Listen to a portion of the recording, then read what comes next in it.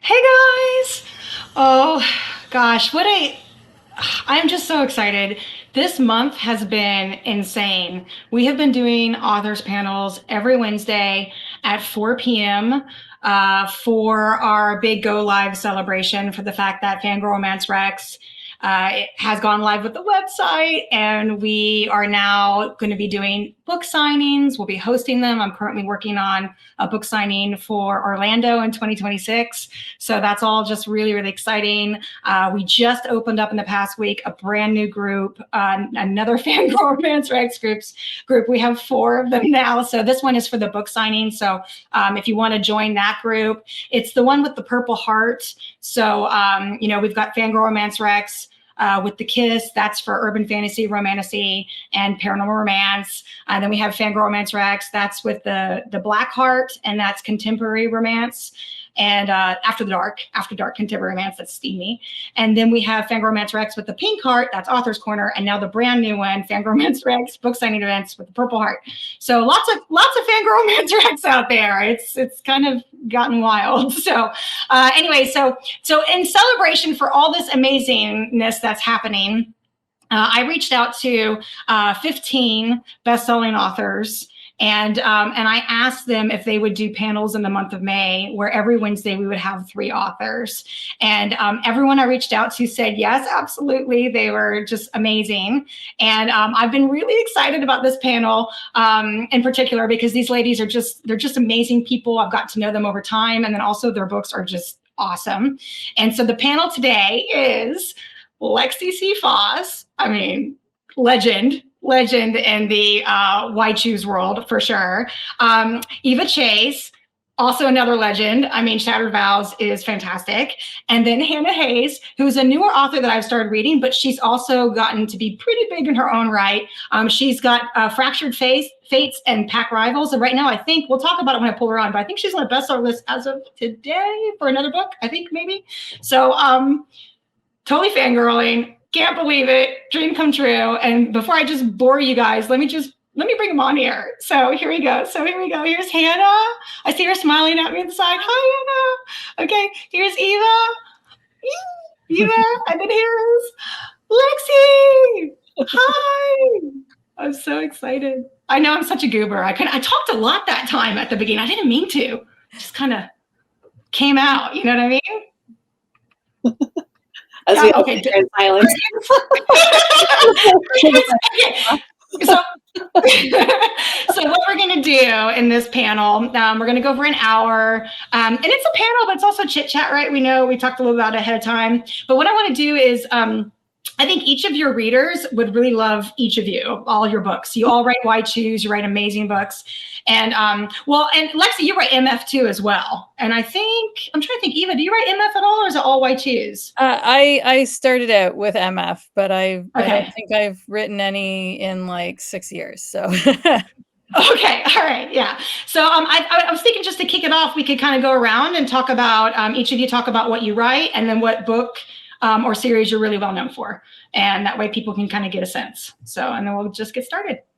Okay, cool. All right, Eva, you're on the top there. Why don't you take it away.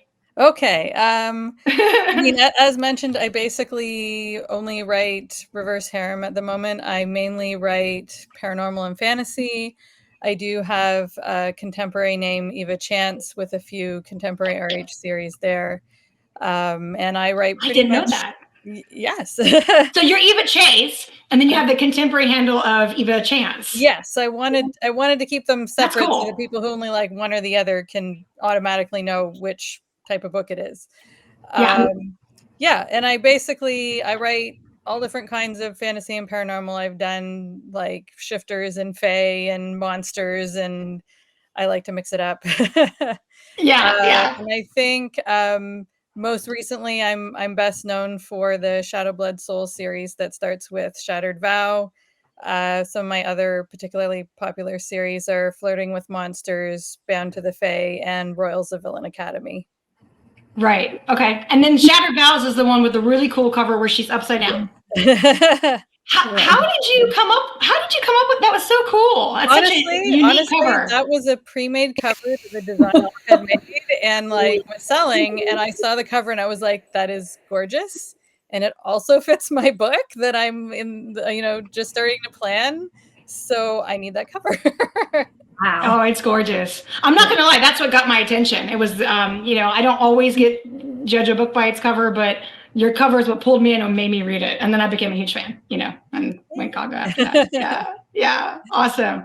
Okay. Hannah, how about you? So really similar to Eva. So paranormal, fantasy, why choose? And then kind of best known for writing Sweet Omegaverse. So I think you mentioned Pack Rivals. Pack Rivals, yeah. Yeah, Pat Gamble, the ending to the duet came out yesterday. And it's done really well. So I think I'm going to be well known for that one now too. But then also the Arrowheart Academy, which is a why choose magical academy, bit darker than my Sweet Omegaverse. Yeah, so your Pack Rivals is the one that converted me to Omegaverse. I wasn't a huge Omegaverse fan, which I feel like I can't say that on this panel. Like, I need to scooch you away and not say that. Like, Lexi and I have talked about this before, and she just smiled at me. She's such a sweetie. But yeah, it was similar. The first time I read Omegaverse, I sort of read it like this, like, what is this? And then I loved it. So yeah. Yeah. So, but the Pack Rivals really got me into it because she really keeps her spine throughout the whole series. And that really kind of appealed to me. But now I read them all the time. I love Omegaverse now. But anyways, yours was the one. So that's how I first met you. And then of course I'm hooked on Fractured Fates. That's a really fun white shoes. So, okay, all right, Lexi, how about you? So I'm Lexi C. Foss. I predominantly write dark paranormal romance, and I say dark because I really like dystopian worlds, and I tend to just write darker universes because apparently that's just where I live in my brain. And then I also write as AC Kramer when I want to do anything in the real world. So that's my real world personality, which I think I have 2 books out. So compared to the over 50 on my others, I think that says what I kind of write the most of. I do write male, female. Most of my series are actually male, female, but I do have a lot of Why Choose series as well. I have a lot of series kind of like Eva up there. So I said it right. Yes, yay! I'm probably most well known for Carnage Island in the Why Choose world, and then Andorra Sector in the male-female world. So they're both Omegaverse, they're both shifters, lots of nodding and nesting, and I'm gonna say the word slick just because I know Rebecca doesn't like it. I'm better now. I'm better now. I can handle the heat cycles now. For me, the Omegaverses that I tried initially before I read yours, just the FMC kind of was submissive all the time. Like, she was strong to begin with, but then once she met the guys, she just got submissive and stayed that way inside and outside the bedroom. And that, I think for me, that was I had a hard time with it. But now there's so many Omegaverses that aren't like that. They're kick butt FMCs. They stay that way the whole time. And now I love them. So anyways, that's so funny. You just said slick to creep me out on the live. So how did you guys start writing Why Chooses? How did this happen? How did it come about? I mean, were you reading Why Chooses? Anyone who wants to talk? I was dared to write Why Choose. So, and really? I even knows this because I was asked this on the last panel we were on. But yeah, my co-author, Jen Thorne, she actually dared me to write Why Choose. She said, because I was telling her I was really enjoying a menage that I was writing. And I said, this is the first time I've ever written where it's 2 men and a woman. And I just said, it's really fun, with the complex relationship development. And I was really enjoying also the heat element of it all because I really like sensual writing. And she was like, you need to write. What does that mean, sensual writing? I've never heard that before. Sensual, the tension between the characters and them wanting to be or how they get turned on by each other, just kind of the build up to the climax, the sexual climax. I really enjoy doing that. I like drawing it out. Okay. So I like steamy writing is what I would write it as, but it's not just necessarily wham, bam, thank you, ma'am. I like to draw it out with a lot of the emotions and also the physical reactions too. So talking about that, and then she said, well, you should try writing Why Choose because then you would have a lot of a bigger challenge because you would have even more personalities to throw into the mix, and that was fun. And I started off with 5, and now I prefer like 3 because 5 was a little too much for me. So 3 or 4. So I like those. Anyway, that was mine. 5. And it just reminded me of a question that we had talked about a second ago before we came on the live. You guys were asked the question on a panel about how many Ds were in your, right? I had So 5 Ds, 5 men. They were all 5 Ds and 5 men. They were fae, so they weren't monsters. and Eva, you're the one saying that. Well, that might not be 5 and 5. Yeah, no, I do have one series that has 4 men but 5 Ds. And now you have to say what series it is. That would be The Heart of a Monster. Yeah. We'll try and imagine that now. Yeah, how does that quite with 5 men and then that's Has 2 of them got half, or has one got 2? No, one of them is doubly equipped. Does he do DP? Yep. Okay. I mean, what's the point? What's the point otherwise? So funny. And then Hannah, for you I'm trying to think. You have you have 5. You have 5 in Fractured Fates, 5 and 5. Yeah, in Pack Rivals, as the name suggests, Right. there's two packs and there's 3 in each. So that ends up probably not a spoiler. Oh, that's 6 men together. Yeah, I think that's so great written. But it's the number of dicks has always matched the number of men. Okay, and Eva, yours is different because they're monsters, right? Like that's the only series where it's different. I thought you were about to say monsters. You get to play with tentacles and special tongues. Is the heroine in that series human? Hmm? Is she human? The heroine in the series? Yeah, the heroine in that series is human. I just want to know how she reacted to this. She's pretty. He is kind of a very confident personality, and so he manufactures an opportunity to reveal himself in front of her, and she kind of gapes at him. Oh my gosh. I just can't even okay. All right. So when you first said that, what did you say? You said something like, I can't exactly remember what you said, but I thought you were going to say, like, what other scenario could you have a 5 and a 6 scenario other than being monsters? Like, is there any other character out there that you could do that wasn't a monster that would have that kind of scenario? I thought that's where you were heading with all that. And I'm sitting there thinking, aliens, right? Aliens, yeah. I think probably other monsters or other supernatural types you could probably, if it fits your lore, you probably could do it.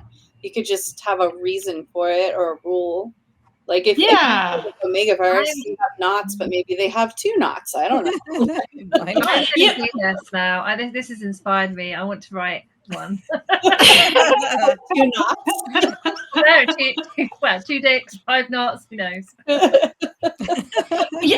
Well, now you just said that there's a reason for it. Like, I don't know the author. You guys are going to know the author. Pheromones. It was on the bestseller list. It's a sci-fi romance. It's huge. Oh, Sam Spinach. Yes, thank you. My brain was completely blanking on me. That's a big author. So for hers with pheromones, the 2Ds have different purposes. One is a mating rod and one is a sexual rod. So like one is for procreation and one is for having good times if you don't want to. I think, if I remember that correctly. So I was like, all right, there you go. Procreate and have good times. Both, obviously. Right. She's got 2 holes, you know what I mean? So. I mean, and then they share a hole, so technically, have 2 in 1. It'd be fine. Okay, with you guys, with so many men, right, in these Y chooses, do you guys have M on M? I'm sure people are wondering that. You're watching? I generally don't. I generally keep it completely focused on the heroine. Okay. Yeah. I have 1 or 2 in the she end. paused. Oh, can you hear me? Temporaries that have it. Oh, Eva, you just cut in and out for 1 second. Repeat that, if you don't mind. I was just saying I have Mostly I keep it focused on the heroine, but I have one paranormal series and one contemporary series that have MM.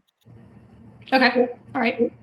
Cool. Yeah, again, I'm similar to Eva. So I've got one or two where there's some M and M in it, but mostly, especially the more recent one, it's just all being focused on her. Right. Okay. I have I think Carnage Island there's no MM in Carnage Island, but Midnight Fae has MM. I write more polyamory for that one, and same with Hell Fae. Elemental Fae has some bonus scenes that have MM in them that are more for the benefit of the heroine than actual between the guys. But yeah, I think it's kind of even for me. Honestly, I always follow the voices in my head, and if they tell me it's going to be MM, then that's where I go. And if they tell me there's no MM, then that's not where I go. You know, I'm not going to force it. I'm writing a reverse harem right now that's like that, where the guys are like, we're friends and stuff. So I'm like, so Lexi, since you write MF too, do you ever find a scenario where you're writing an MF, you've planned it to be an MF, you said, oh, to hell with it, it's going to be a Y choose? Does that ever happen to you? What happened to me was when I wrote Regally Written in Blood Alliance, when it was supposed to be between Eden and Luna, and then Silas got involved. Or no, I'm sorry, it was supposed to be between Silas and Luna, but Eden was like, I'm involved, and it was this whole thing. And so, yeah, now that was my first menage, and that was when I was telling Jen Thorne about how I liked the complexities involved, and that's when she dared me to do reverse harem. So I've never had something that started as an MF that has gone to a reverse harem. I usually know the voices pretty well before I start a project, and I'm a huge outliner. I don't pants things. So, yeah. You're a huge outliner. Okay. All right. So like really detailed, or it sounds like maybe like, do you know what each chapter? Yeah, it depends on the story. I'm very prophetic when it comes to outlining. So I usually think several books ahead. So my outlines can be anywhere from 10,000 to 30,000 words. It just depends on what I'm thinking when I'm writing it. So that's why I tend to be a very unique writer, in that my first draft is my final draft, but it's not really a first draft because of how much I've gone through my outline. So it's very different because I'll write full chapters later on and then come back, but it's still chronological to me because I did my outline, if that makes sense. And then I usually will either pitch those chapters once I get to them, or I rewrite them completely. But yeah. Wow. So that's my process. Wow. Okay. Well, then that begs the question about each of you. Like, Hannah, what's your process, and Eva, what's yours? I'm complete opposite. I'm a massive pantser. I wish I could be more of an outliner, because sometimes it can get frustrating being a pantser, because you don't know where you're going. I often know where I'm going to end, and I know where I've begun, but the journey in between I find out as I write. Do you write yourself into a lot of corners and then have to write yourself out of that corner? Not so far. I'm sure it's going to happen at some stage, but actually it was the idea that I had to outline that stopped me writing for a lot of my kind of early years of my life, because my brain doesn't work in that way, but I thought that's how you had to write. So I just wouldn't get anywhere. But now I've allowed myself to just do it this way. I can actually write a book. So yeah. I'm I skew more toward the outliner side, but I'm a little bit in between. I used to do really detailed outlines, and then I would get like halfway through the book and realize that now that I'm actually fleshing it out on the page, that certain things I thought made sense don't totally make sense anymore, and then I'd have to re-outline the other half of the book. So what I tend to do now is like the first several chapters I'll outline in quite a bit of detail, and then it gets like less and less detailed as you go. So like I just a couple weeks ago, I outlined the book that I'm working on now. And if you look at some of the chapters later in the book, they're like, well, maybe something will happen with this guy, and also there might be some family stuff. And like I kind of know what sort of beats I want to have and who needs attention, but I'm not sure what's going to happen yet. And then as I get closer to that in the outline, then I stop and I'll flesh out that scene in the outline so that it's easier to write the scene when I get there. So like right now, I think my outline is like 6,000 or 7,000 words. But then by the time I'm finished writing the book, that outline might be 10,000 words because I've been outlining more as I go. Okay, so I'm trying to picture this. So Lexi, you said yours is like 30,000 words for an outline. And Eva, you said yours is like 6, 7, 10,000 words. So when we say outline, does that mean like a beginning, a middle, and an end of a story? It's just very paraphrased down, and that's why it's so few words. Like I'm trying to, because me, an outline is like a whiteboard, right? And jotting down bullet points. Yeah. Mine is just point form notes. Sometimes I might have like a line of dialogue if something jumps out at me while I'm outlining. But mostly it's very summarized and just like this thing is going to happen and this thing is going to happen and they're going to talk about this. Like, and so obviously there was a conversation I was in one time with some other writers where they were saying, oh, I can't outline because then I've already written the story. And I said, well, for me, what it feels like is the outline is like the script, and writing the book is like shooting the movie.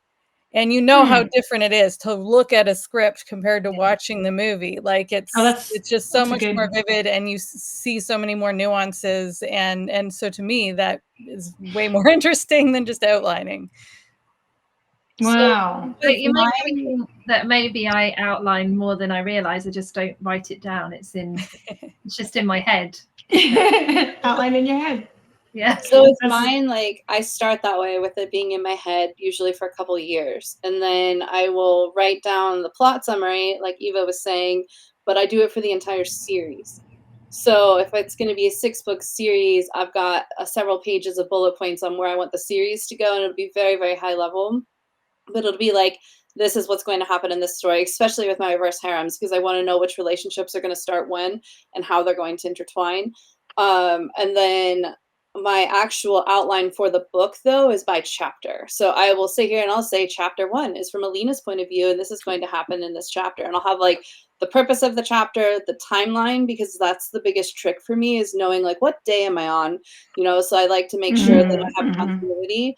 And then I'll have like bullet points of what's happening in any dialogue that comes to me. And like Eva was saying, actually, my first 10 to 15 chapters are pretty detailed for me, but then once I get towards the end, it tends to be like a sentence, and it's like, this is going to happen in some way, or like this plot resolves somehow. Like, I'm gonna figure this out, and then it's really helpful for me, because then when I'm going through the beginning, I can really weave through a lot of hints for the reader, which if they're paying attention, they may or may not pick up on.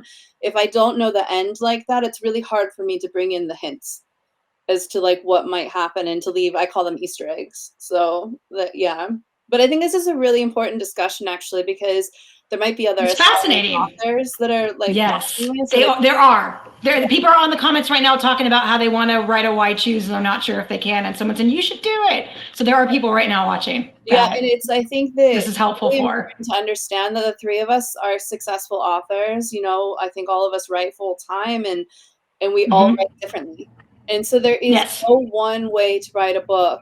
You just have to write the book, right? But it's like how you choose to write it. If you want to do it, I know some authors that, and I don't know how they do this because I have to write concurrently, they will write sequences that are like the end of the book and then go back to the beginning, or they're in the middle of the book and then and then the beginning, and they like won't write in order. They'll write out of chapter order and somehow piece it all together. And I find it fascinating, but it's just fascinating. Yeah, it's just so important for people to realize that everyone has a different process, and no one process is the correct process. So it's like what Hannah was saying about how you always thought you had to outline, but you don't have to outline. And people will tell you how to write, and they'll tell you you have to, but it's really just about what you need to do for your own process.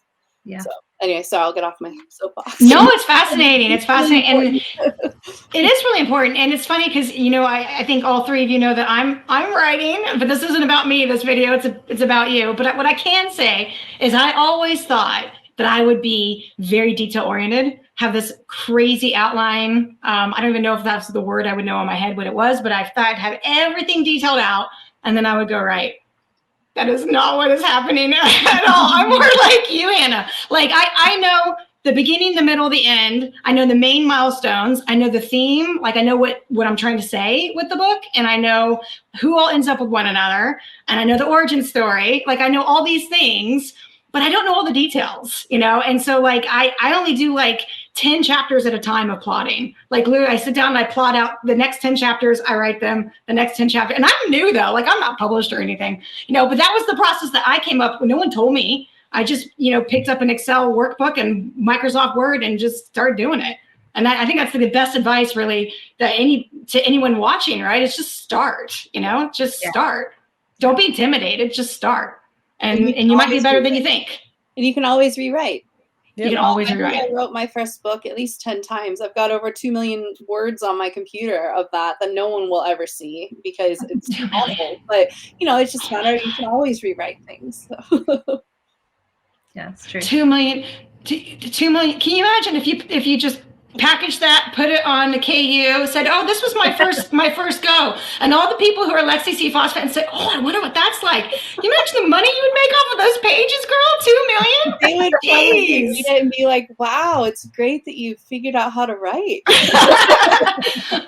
I say that kind of in jest, but not in jest, because KU can be very profitable, but at the same time, it also is it doesn't pay a lot. It's a very weird thing, KU, right? Because like if you do really well with lots of page reads, you can do very well on KU. But if you look at the amount you're paid per page, it's really very low, you know? So it's just, it's a weird thing. KU is kind of an interesting beast. But I do think it's kind of the way of the future. So many people it's been really helpful to independent authors. I think a lot of us have got started because of KU, and people are willing to take a risk on you because they're not buying a book, they're borrowing a book in a way that they wouldn't otherwise. So they might not have seen you before, but they'll think, "Oh, I'll try it." Yeah. It's insanely popular too. Like guys, in all of our groups, almost every member has KU that I know of. Like everyone, it's just easy to, I'll go download it, you know? And then I'll see posts of people come over that said, "Well, I didn't have KU, but dang it, I'm getting it now with all the rest in this group." You know? So yeah, it's, you know, it's cool. So speaking of KU and Amazon and all that, what is the most interesting review that you've gotten? Like something that's kind of like, that's, you know, anyone got anything kind of weird, funky, interesting stories? I think my favorite bizarre review was one of my early RH series. Somebody went and I think they reviewed every book in the series. And their main complaint was that they felt that I had stolen the names from the Vampire Diaries because one of the guys was named Damon. But they would like it kept escalating. And by like book 3 or something, they were like, "There are 12 names in this series that have been taken from the vampire." And I could not even figure out who more than 3 of them were. And the ones other than Damon were like really small characters who appeared in like one episode.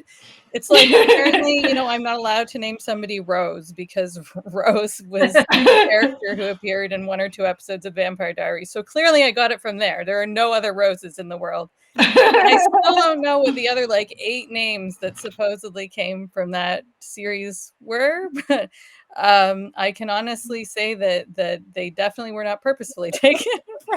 And the storylines are completely different. There are no vampires. Like, but this person is very offended. That's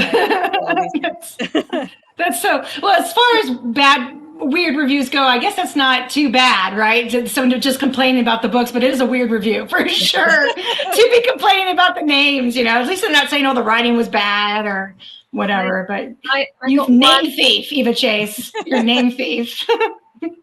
I got one. Sorry, where the reader obviously hadn't realized that the book was set in the UK and that I was a British writer.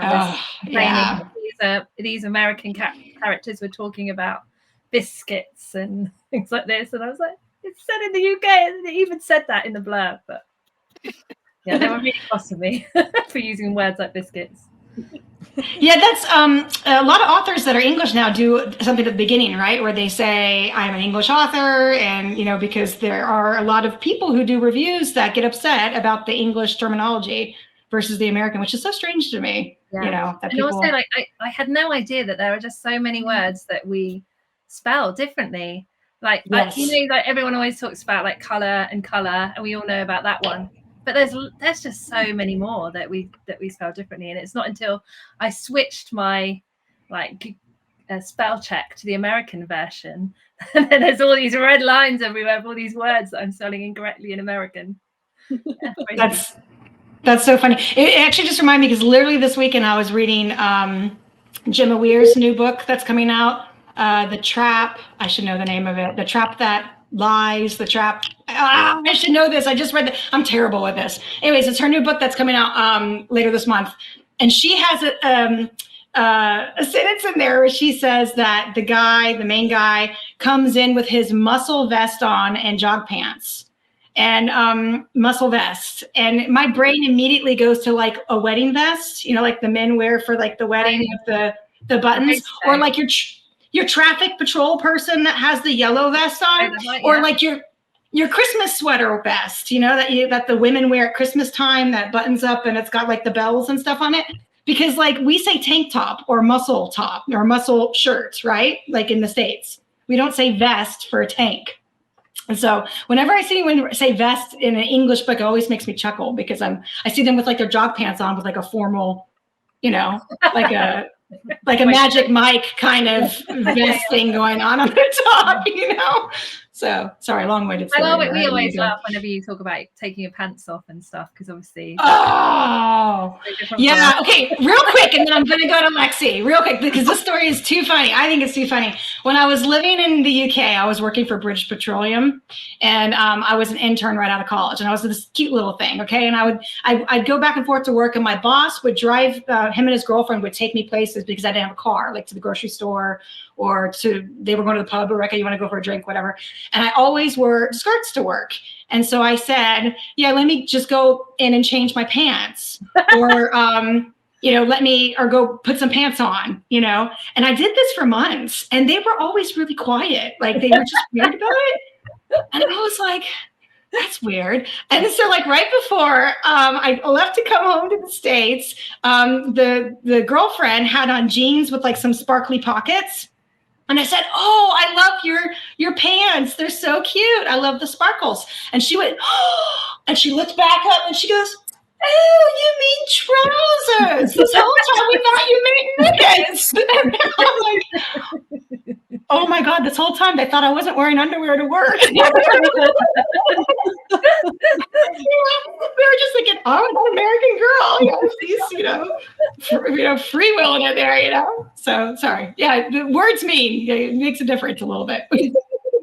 Sorry, I didn't even go off course. Lexi, tell us about your review. Well, I was going to say that when I was in England for the second time I was in England, and I was there with some friends, and they hadn't been to the States, a few of them, and I made a comment calling somebody spunky because I said, oh, she's spunky, and he just like stared at me. He's like, what? I was like spunky, and he was like, and I didn't realize that spunk meant something very different in the UK. It doesn't mean that in the US. Like feisty, and he was like, that is not what that means here. So that word doesn't mean the same thing for you guys then? No. Okay. Spunk means like if somebody's being feisty, like spunk, yeah. Yeah, it's not the substance that comes out in the two monster cocks that so yeah. Anyway, visualization was there. I was like, oh my God. Little things. That's funny. But yeah, it's always fun though. I love the differences in languages. Actually, I'm a huge language nerd myself. So but yeah, as far as reviews go, I tend to not read them because to me, reviews are between readers. They are meant for readers to tell readers about books and whether or not they'd like them. And I don't like to read the critique because it can influence my writing. And also it can be really hurtful sometimes too. So it's kind of, you don't know what you're going to get if it's going to be positive or negative. But I will say that some of my favorite fan mail that I've gotten with people saying reviews are things like, I got pregnant because of your book. I'm like, congratulations. And I do love those. Those definitely are very funny. And I like those. That definitely makes me laugh and smile. And I'm glad that people enjoy my books. You can make babies. So you can make my books better the world. They increase mass population. They make babies. Gosh. My husband says that to me all the time. He says, I wonder how many babies you are responsible for. A lot. But I think So it's great because it allows women to embrace their sexuality, and I think that's so important, and that is honestly one of the it hearts is. of romance. And Yeah. so it makes me really happy when people are like, your book saved my marriage, because it, you know, helped me realize I have certain kinks or I have certain needs, and now I'm openly communicating with my partner because of things I read on page. And because I tend to write a lot about consent, that's something I feel very strongly about. And so even with my dubious consent novels, that's still very much an undertone. And so, and talking about what your needs are. And so I think that it's really great to me when people say that it's helped them in some way with their relationships. So it's not really a review because I don't really read the reviews, but it's still nice to hear. Yeah, no, that's fantastic. But you did make me, and I like that you said that about women too. That because we have a lot of people who join the group that they'll post anonymously because they don't want anyone to know who they are, because they come from a culture or an environment or a religion that doesn't approve of them reading romance books, right? And we get a lot of that. So we allow anonymous posting for that reason. So there's, so it's nice that people can read it and realize that it's okay. Like, you know, it's not, you know, that sex is okay, right? And that sex is okay for women, and you know, it's a natural thing, and it's healthy. And these are conversations that we should have. Matter of fact, because of romance books, I now talk openly with people about these kinds of things where I never did before. And I was at a girls' night like a year ago, and it's just second nature, man. I just started talking about things I was reading in books, whatever. Now I think about it, and their faces, they're not romance readers, you know. I like broke the code, you know, because everyone's they're engineers at the Space Center, you know. So like I'm sitting there, I'm just like, oh crap, sorry, I can't just assume that you read these things like I do. But maybe they'll go and read a romance book. I hope so. Maybe they'll read my book one day, you know. So the other really nice comment I think you get, other than the you know, this opens something up for my relationship, is when people say it's got me back into reading books. Like I really loved books when I was a kid. Oh, yeah. And then I didn't read, and now I found romance books and I really love reading again. And that's you know, because they're books that they enjoy. You know, sometimes books can be difficult to read, but I think romance books are really fun. So yeah. I agree. I agree 100%. 100%. So leading into the next question I have for you, and this is a good segue, is so when you meet people and you tell them what you do for a living, how does that conversation go down when you try to explain that you write Why Choose? Like, it's just because a lot of people don't know what Why Choose is, you know, it's still kind of an unknown thing to a lot of people out there who read. So honestly, I don't mention that part. Unless like if I'm at a book convention or something and I'm talking to readers, then obviously I tell them. But if I'm talking to people in my everyday life, like even my parents, they just know that I write like fantasy and paranormal romance and that it's kind of steamy. I don't get into the specific relationship dynamics because I know that I would get a strange reaction. So it's like I'm just not gonna go there. Have you ever had a situation where someone's read one of your books and then brings it up to you, or it's like weird, like at the family dinner kind of thing, because they now not? I mean, Eva Chase is a pen name, so they don't even know my pen name. So they so far nobody who like I know in person who I haven't intentionally told has approached me about reading one of those books. I don't think I've ever had like a negative, like there are obviously people I know online who've ended up connecting the two online presences because I also wrote books under my legal name. I wrote YA, and but it's always been pretty positive. This is like, oh my God, are you Eva Chase too? And so that's been so far so good. So far, awesome. Okay, and that's what the bonus is for pen names too, right? Like I didn't even think about that when I first asked that question. That helps a lot with that. So okay, how about you, Hannah? So I get lots of positive things. Like people are always really interested when you say you're an author. I do get some comments, maybe it's the Britishness over here, but I get comments like, oh, how do you know about the steamy stuff? What kind of research do you do? And you know, comments about my husband. And I just say, you wouldn't be asking me this if I was writing a book about murders, or you wouldn't be saying, how have you been doing your research for murders, would you? So why are you asking me this question when it comes to sex? And that usually shuts them up. That's good. That's a good response. Lexi, do you ever have anything weird happen?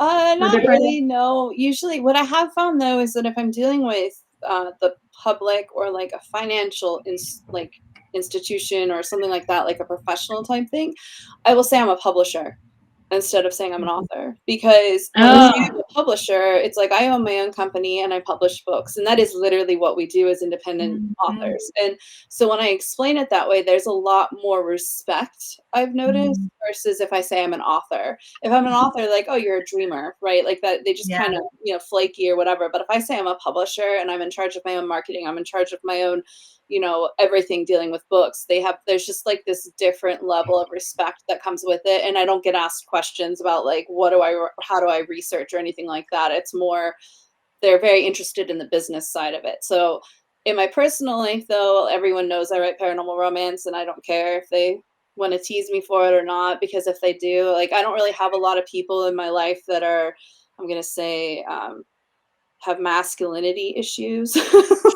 I think I have a lot of people that support me and they support what I do and what I write. I know my mom tried to write or read one of my books, and then she was like, "I didn't realize you had such a vivid imagination." I don't think she finished it, which is fine. But apparently, my grandmother and grandfather also read the book, and that's a little. Oh, At least it was blood laws. It was male, female. There's like 2 sex scenes, so it was take compared to white shoes. If they tried to read plotting, I would just be like, oh god. So, but yeah, so that's been kind of my experience. Yeah. Okay. I'm going to do that from now on, Lexi. I'm going to say I'm a publisher. Yeah, it's very interesting how people react to that versus saying you're an author.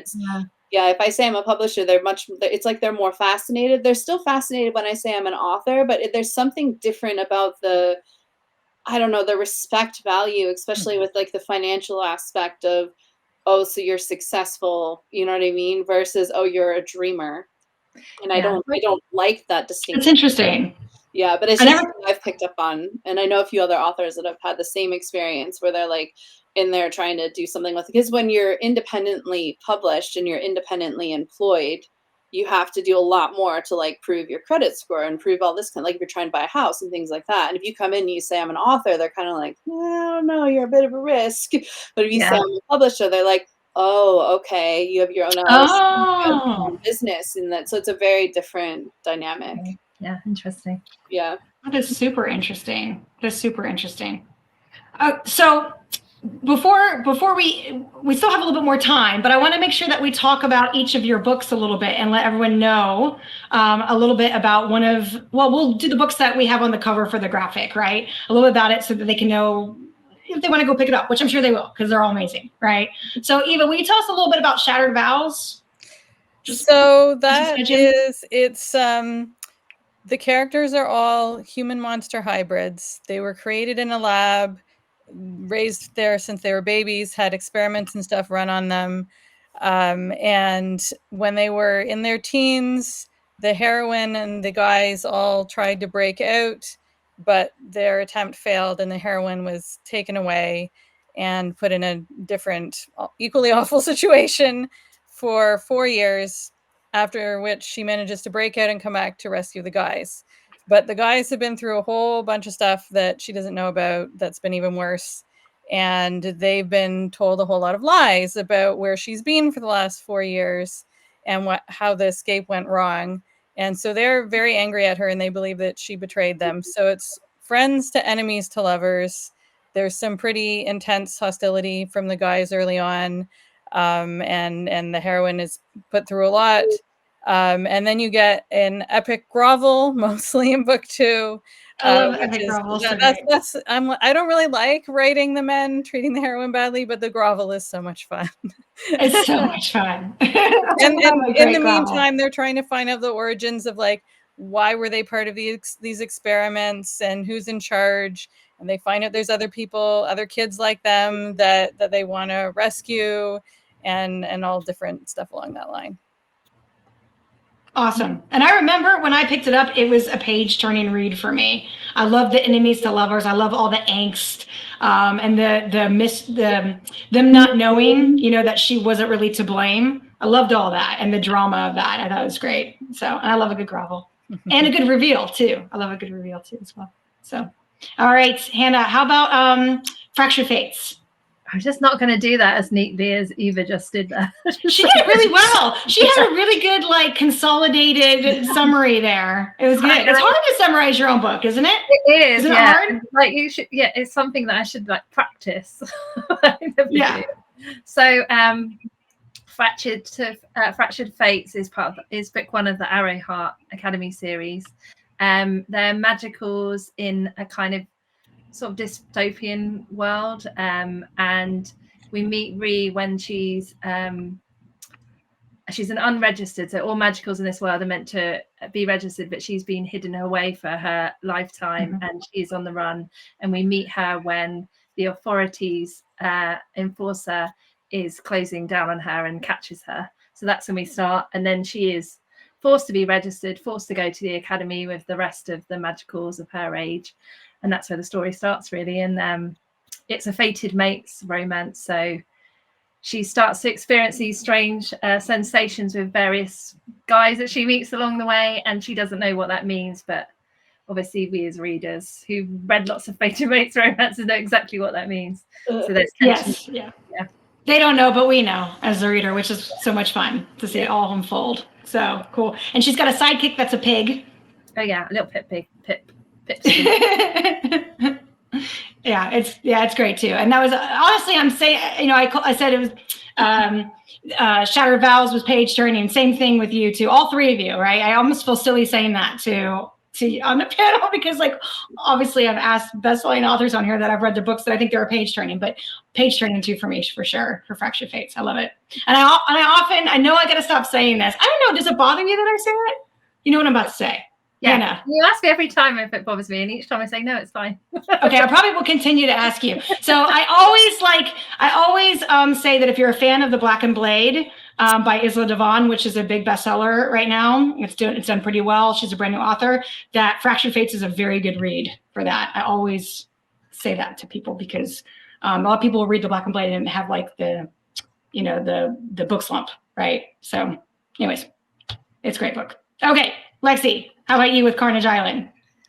So Carnage Island is part of a shared world that a bunch of authors have written in that essentially if you're rejected by your mate, you're sent to the reject islands. And so they're all standalones. There's no overlapping characters or anything. It's just we all have that same theme where the mate was rejected in some way, and so they're sent to reject islands to essentially live there for the rest of their existence, or however you choose to write it.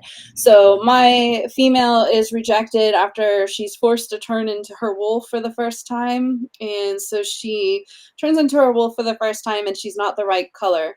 Her fur isn't the right color. So all of the packs have different color fur, and hers is very obviously not that pack color. So they reject the mating because she's clearly a hybrid of some kind. So she's sent to Carnage Island, which is known as having a bunch of feral wolves, feral alphas that are all rejects and whatnot. And when she gets there, she's technically saved by 3 alphas, and she's still trapped in her wolf form because of the way that she was forced to go into her wolf form. So they have to help her get out of her wolf form, which is really fun because her wolf is very in charge and is very bold. Whereas she's in her head oh my gosh, what are you doing? Don't get in the alpha's bed. Yeah. Ruining his sheets, so it's a lot of fun. So anyway, so the whole story is about these 3 alphas, and they essentially are helping her and then to get revenge on the pack that hurt her and her mom. So. And there's not a lot of women on the island, right? With Carnage. I'm trying to remember when I was reading it. There's not, right? There's no Omegas on the island. They find out that she's Omegas. She's got Omega-verse vibes. So yeah, so they find out that she's a rare Omega and that they're alphas, so they obviously want to claim her. But because she's a hybrid, they don't know if she's a proper Omega, meaning if they can actually procreate. And that's a big thing in Omega-verse, is to be able to procreate with your Omega. So the alpha of the island wants to claim her, but isn't sure if he's allowed to claim her because they don't really know if she functions like a normal Omega. So that's all part of the plot. But, yeah. Right. Yeah, I Right. mean, there are Do you- there's like alpha females on the island. There's a few beta females too, but there's no other omegas on the island. Right. So I was just talking with my book bestie Amy about this yesterday, actually, that she said she saw at the beginning of Omegaverse where it told readers that no one shifts in this book.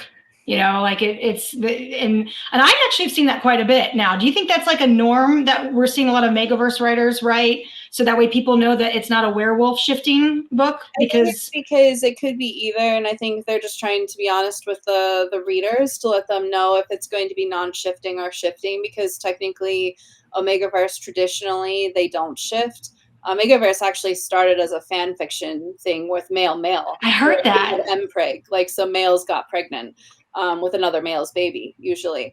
And so there's been a lot of shifts in Omegaverse. And so I think that people are just trying to say, like, so I always say Omegaverse vibes as opposed to true Omegaverse, but it really is Omegaverse because there's still nodding, there's purring, there's nesting. Like it has all of the right the right key attributes of being an Omegaverse. And so I think that people are just trying to differentiate between whether or not it's supernatural or contemporary. There's also a really strong shift in sweet Omegaverse versus dark Omegaverse. So there's usually that distinction as well that people are making. So it's just making sure the reader goes in with the right expectations.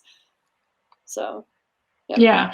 While you were talking, I started laughing because your dog is so sweet. I know she really wants out of the room. She's now. on her back. She's on her back with her legs flopping around in the air with her belly up. She's so cute. So I was laughing at you. I was really like, bad, and now she's like, I'm ready to go out because she knows Dad's here. Okay, so I have 3 more questions for you guys. So the first question I have is, what is the most bizarre thing that you've Googled for your books? Anything weird or no? Like, I think, Lexi, you might. It's narrowing it down that is the problem. Okay. For me, sorry. No, that's okay. I feel you can let her out. I feel bad. She's trying to. I have 4 dogs, so I get it. You want to join the chat? Did you say Googling? Yeah, like what have you Googled for your books that's like the most bizarre? Okay, so I use my husband as Google. He's extremely intelligent and he just knows all this random facts. And so like I think the most memorable thing for me was I was writing, this was, I don't know, 7 years ago. I was upstairs. He came home from work. I didn't even say hi to him. I just walked out and I said, all right, I've got this guy. He's sitting in a chair. He has no skin on him because Osiris cut him everything off with a razor blade. So I need to know, how would I light this guy on fire? Because skin is what's flammable, not blood. And he just stared at me, and without missing a beat, he's like, well, you're probably going to want to get some alcohol. If you douse him in alcohol, you could light that on fire, and then everything would just, continue to burn. I was like, thank you. And I went and wrote it. Oh, my God. Like, he was so used to it. He didn't even miss. He immediately responded. But yeah, he's my Google. That's awesome. I've never heard someone say that before. That's awesome. And the whole, wow. And I never thought about that with skin. That's kind of like, it's kind of gross actually, but I never. It was a torture stream. I don't even know if I would have thought of that. I would have been just like, light them on fire. So the fact that you stopped and thought, wait a minute. Yeah, I was thinking about it. I was like, I don't think it would be flammable. And then I did some research. I guess I did Google that. And it was not, blood is not flammable. So I was like, Meanwhile, someone from the FBI is like, she's looking at why is blood not flammable. Well, the best part is that before I became an author, I actually interviewed with the government. So I'm already on file with them for getting. So they know who I am. They monitor me. They're like, what is she doing? It's too funny. How about you, Eva? Do you have anything? I definitely have done a lot of Googling on injuries and ways that deaths could happen and ways that people could be killed. And probably other than that, like there's all the Googling of positions to try and figure, it's when you have multiple people involved to like, okay, well, what are some different combinations and like how do they fit together? Yeah. Which is important because readers will read that, and if it's not described in a way that's believable, that's the first thing they'll write on a review. Oh yeah, no, it's very important to me. Like if I don't understand logistically about how something's going to happen, regardless of what it is, like I need to make sure it makes sense. Yeah. That's funny. I actually, I read a scene once where I couldn't quite picture it. And it was like 2 guys with a girl at one time, but I don't know, I'm not going to say it now. I couldn't quite picture it. And I messaged my girlfriend and I was like, I cannot figure this out. Like, is it just not written to, well for me to understand? Or is this me? Is this a Rebecca issue? She read it in 2 seconds. She's like, Rebecca, come on. That's totally doable. Like, I'm like, what are you doing? What are you doing? So, okay, all right. So, yeah. I never told that story to anyone before. And now I just said it on the live. So.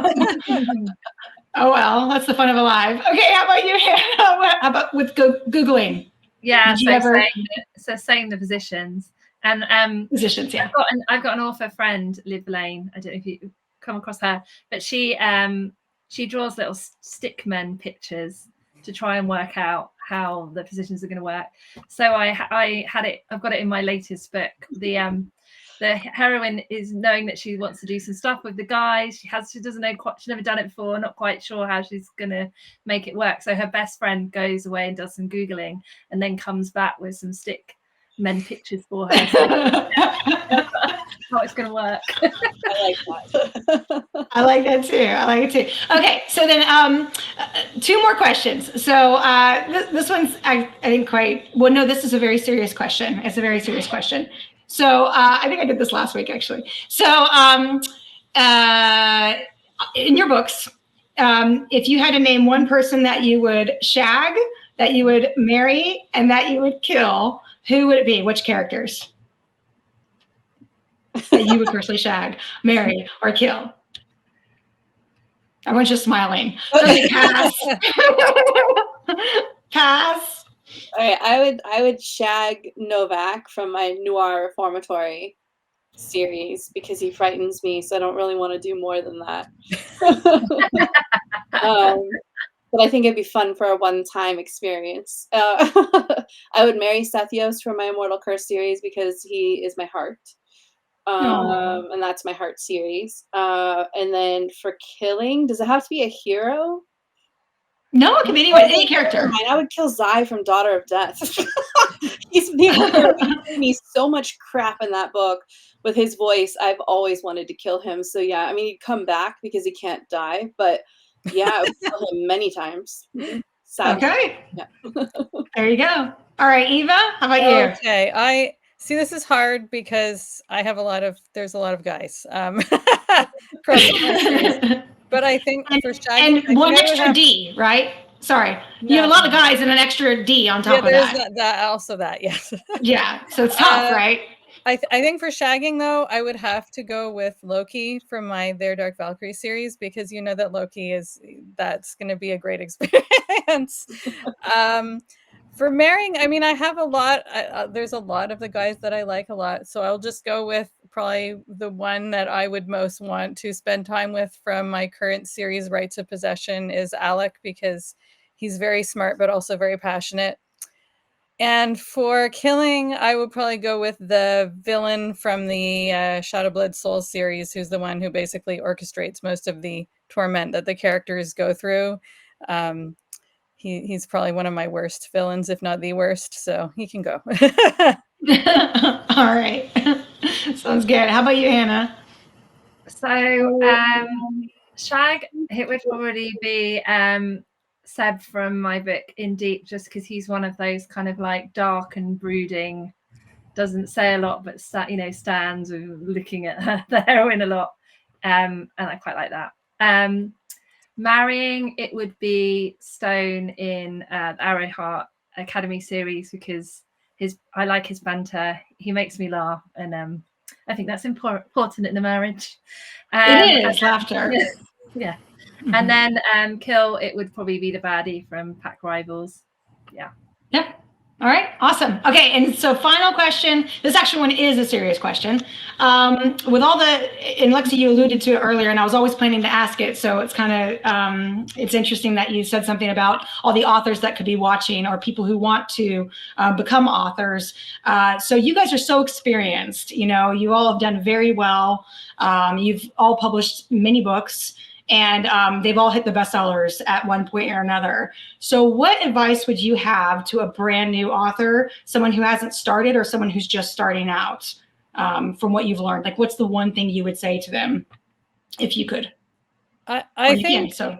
I'll Yep. I think for me, the big thing is to really focus on the actual writing first, you know, to do lots of reading so that you kind of have all those examples in your head and notice what you like and what you don't like and what works and what doesn't so much work for you. And to really, you know, try and bring that into your books and to get feedback on those books from other people so that you can have ideas of how to make them stronger. And you know, really kind of build some confidence with your writing before you start worrying about the publishing side, because I think a lot of people, they get very excited. They're like, oh, I'm going to write a book, and they're already imagining how they're going to, you know, submit it to publishers or put it up on Amazon or whatever. And it's like I think that then you kind of get ahead of yourself, and it's harder to write a good book if you're already thinking beyond, you know, the actual writing. And another really important thing is to be, once you are at the publishing stage, to be very careful to research any like people that you're thinking about working with, whether they're publishers, agents, marketing companies, etc., because there are a lot of people out there who want to take advantage of you know, authors and other types of artists, because they know that we have these big dreams and we're hoping for great things, and so they'll say, you know, whatever they can to make you think that they can help you, but a lot of them they just want to take your money. Yeah. I just want to add one comment on the tail end of that. One of the rules that I look at is if they're not writing and they used to write and they're claiming that they are super successful and they've sold so many copies and blah, blah, blah, blah, blah, and now they're trying to mentor, but they're no longer writing, that to me is a red flag. So at least that's from my experience. It's just if there's a reason they're not writing anymore and that they're trying to take money from aspiring authors instead.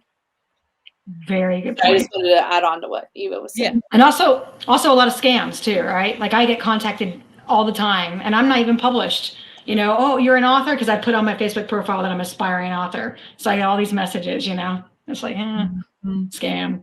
So it's scary, you know. Hannah, how about you? Any advice? Yeah, so like Eva was saying, doing lots of reading and really understanding what it is about the books that you're reading that you love and that work and why you want to keep turning the pages, and then concentrating on the writing, like Eva said, and like we were saying earlier,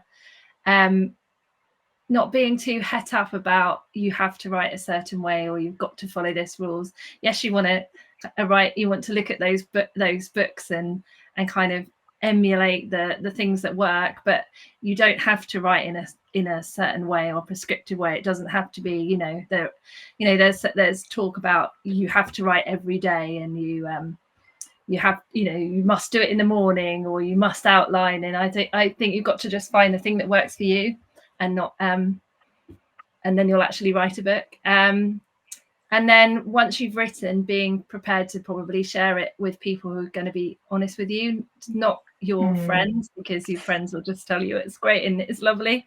And then when you do, if you do manage to find people who give you some honest feedback, really listening to what they're saying and not kind of just dismissing it because you love your book and it's your baby and you've worked really, really hard on it, but really listening to what they're saying and thinking, okay, maybe this is what I need to work on or change, because that feedback is really precious and will mean that you can write a better book.